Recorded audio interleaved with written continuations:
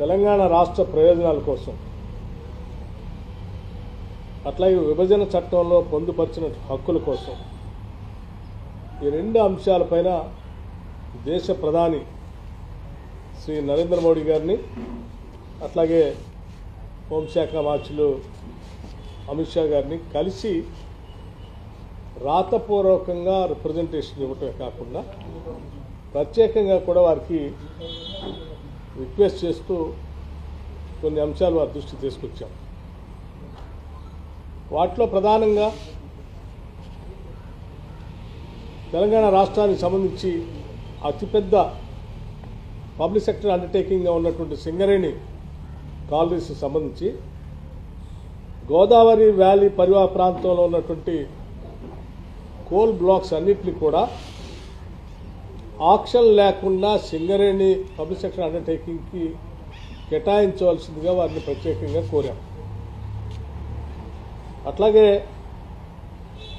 ప్రతి రాష్ట్రంలో కూడా ఒక Indian institute of management IIM సంబంధించి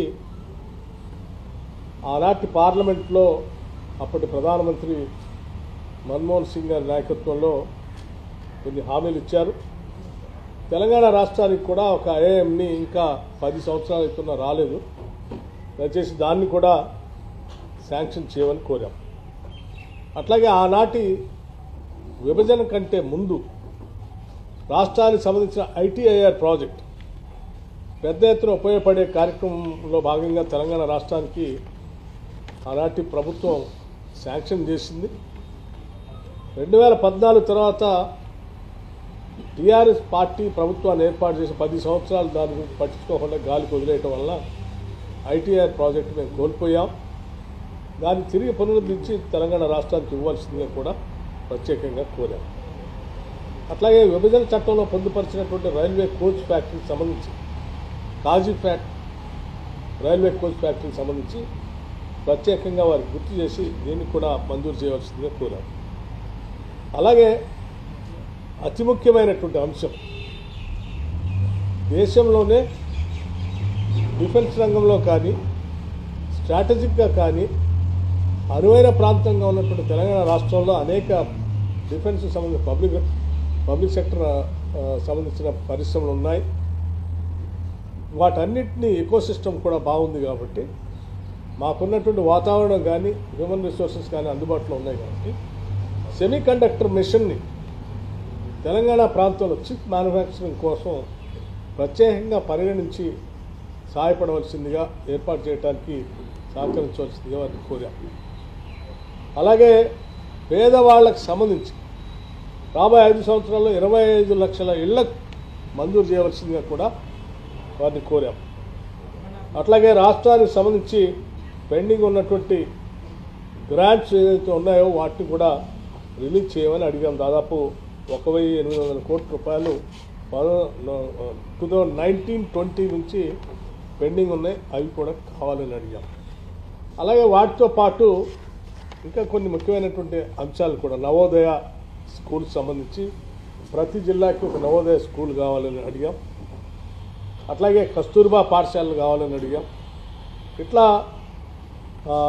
కుసుమ్ స్కీమ్లో లేకపోతే ఇంకొక స్కీమ్లో సోలార్ ఆల్టర్నేటివ్ ఎనర్జీకి సంబంధించి తెలంగాణ రాష్ట్రం కొత్తగా ఎనర్జీ పాలసీతో ముందుకు వస్తూ ఉంది. సాధ్యమైనంత మేరకు పెద్ద ఎత్తున కేంద్ర ప్రభుత్వం ఎనర్జీలో మమ్మల్ని గట్టిగా ప్రోత్సహించడానికి కావాల్సిన సహాయ సహకారాలు అందించమని కూడా వారిని ప్రత్యేకంగా కోరాం.